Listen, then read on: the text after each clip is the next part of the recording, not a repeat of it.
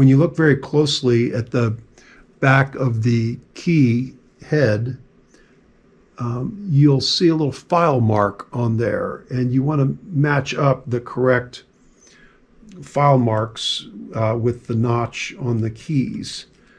And if you have one that has no file marks, why, that would be your C8.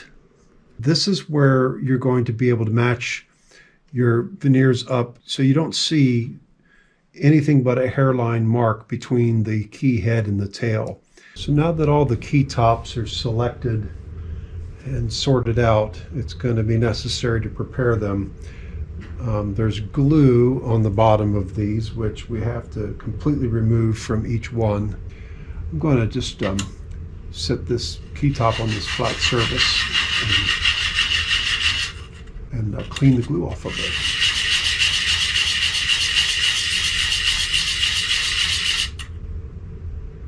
And if it doesn't come smooth, you can go to a heavier grip, so you're not spending all day doing this. It's good to have some roughness anyway, some texture anyway on the bottom of the key top so that the glue adheres well.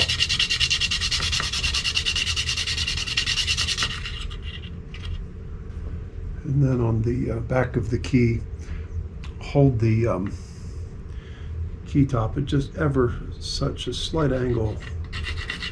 Don't sand too much, just enough to clean the back edge where it's going to make contact with the tail. When you put the key top in place, there will not be a gap at all. It looks just great. Now this particular one, it was not the original key top for this key, and the file marks are just slightly off, but so be it. It looks better than any of the other ones that are already on the piano, so we're in good shape.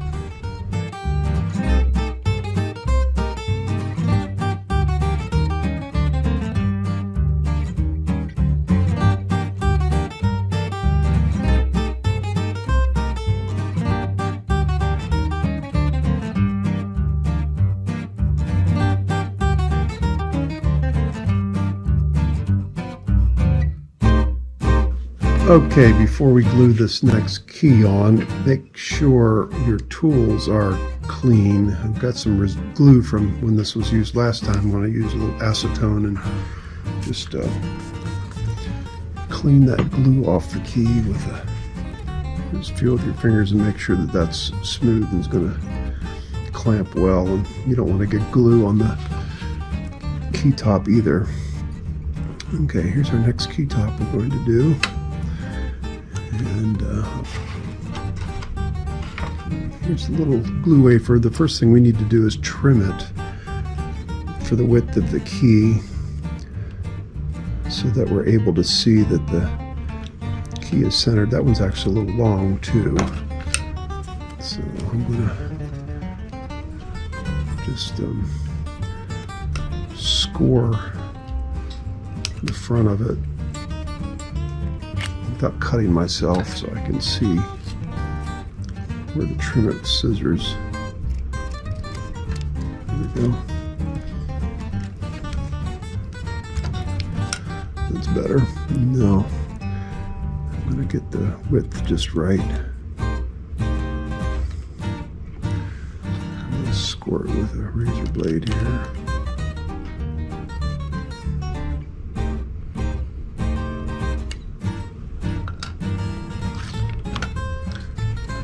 Take scissors and trim this accordingly.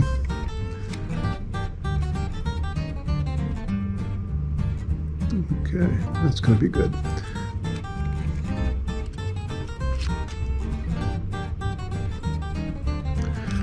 Now we're going to dip this linen glue wafer in water for 30 seconds. So we'll drop that on in the cup. 1 Mississippi, 2 Mississippi, 3, 29, 30. And then I'm just going to lay that glue wafer on the key and align it. a little bit there. Put our keytop in place.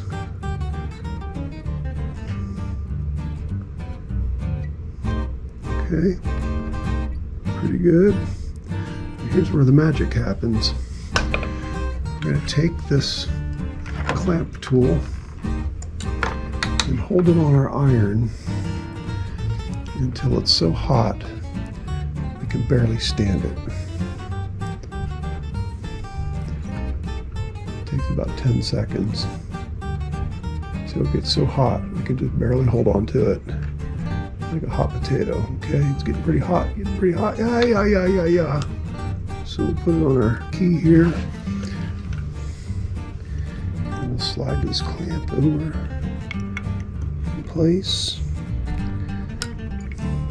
And as carefully as we can, keep everything aligned and tighten the clamp. Looks good. And we'll leave that be.